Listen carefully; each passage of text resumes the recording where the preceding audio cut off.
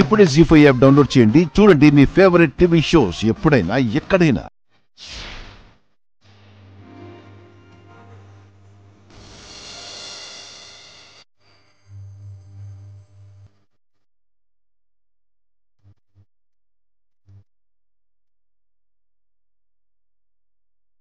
అచ్చం శివపార్వతుల్లా ఉన్నారు కదమ్మా.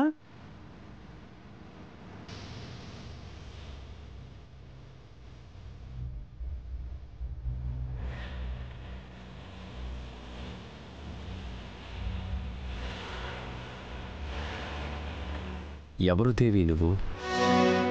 ఎప్పుడు చూసినా నాకు పూజలు చేస్తూ ఉన్నావు. ఒక్కోసారి పూజలో పడి తిండి తిప్పలు కూడా మానేస్తున్నావు. ఏం కావాలి దేవి నీకు? నా పేరు పార్వతీదేవి. పర్వతరాజు మేనకల కుమార్తెను. నీ పాదసేవ తప్ప నేనేం ఆశించడం లేదు.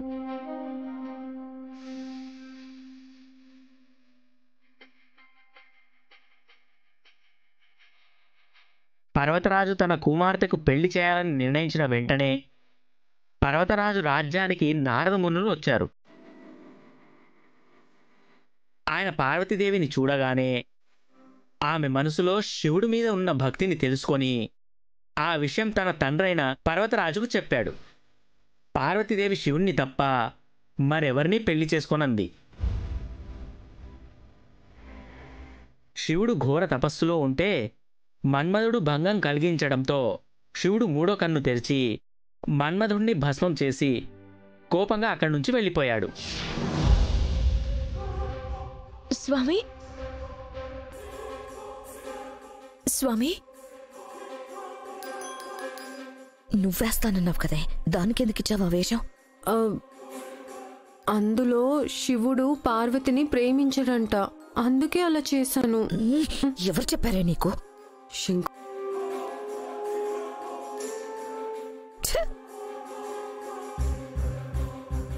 నా పరమేశ్వరుడు కనిపించట్లేదు. ఎక్కడికి వెళ్ళారు?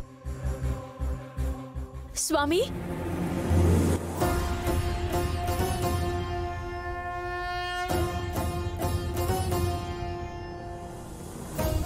ఓం నమః శివాయ, ఓం నమః శివాయ.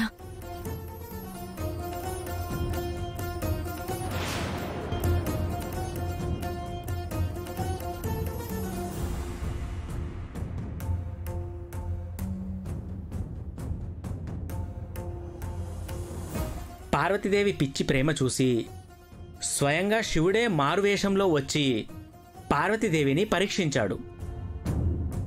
ఆయన మీద ఆయనే లేనిపోని అభండాలు సృష్టించాడు, అసత్యాలు పలికాడు.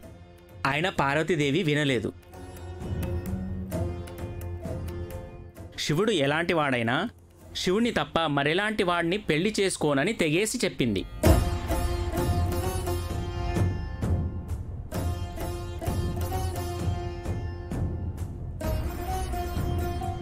నా పరమేశ్వరుడు కనిపించట్లేదు.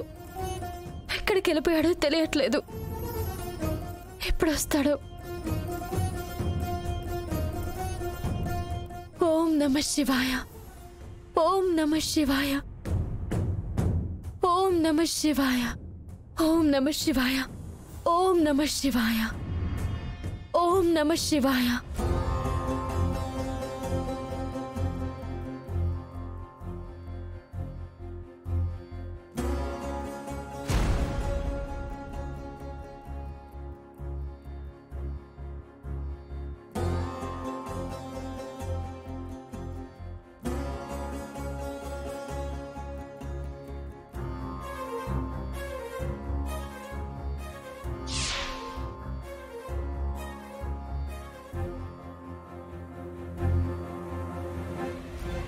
దేవి దేవి దేవి దేవి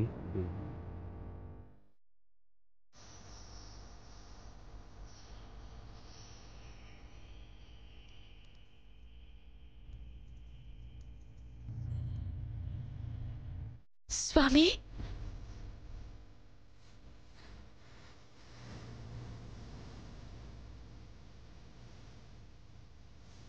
నీ హద్దుల్లేని ప్రేమకు ముగ్ధున్నయ్యాను.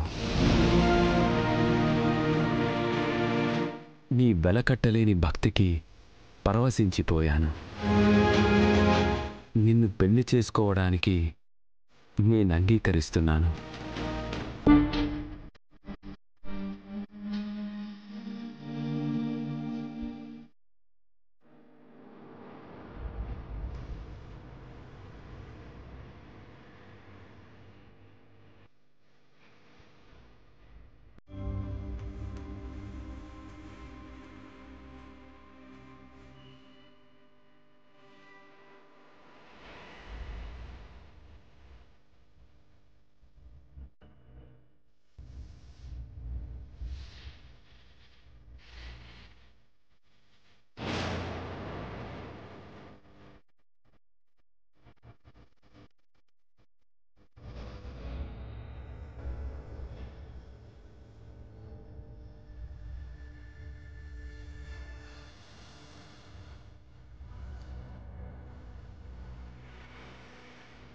ఇదేంటి, వీళ్ళిద్దరూ విడిపోవాలి కదా, ఒక్కటయ్యారేంటి?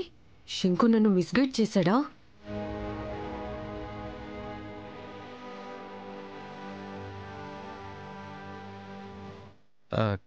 కథని మార్చేసినట్టున్నారు.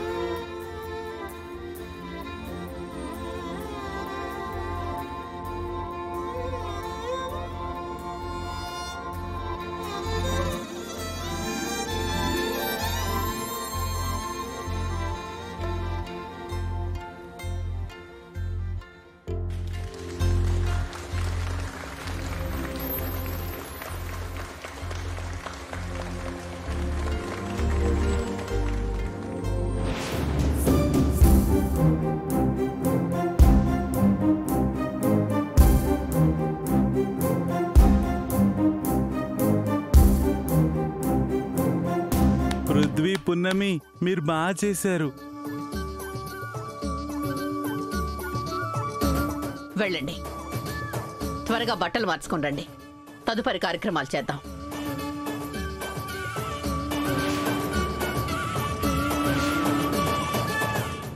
జీ5 యాప్ డౌన్లోడ్ చేసి అన్ని ఎపిసోడ్స్ పూర్తి ఉచితంగా చూడండి.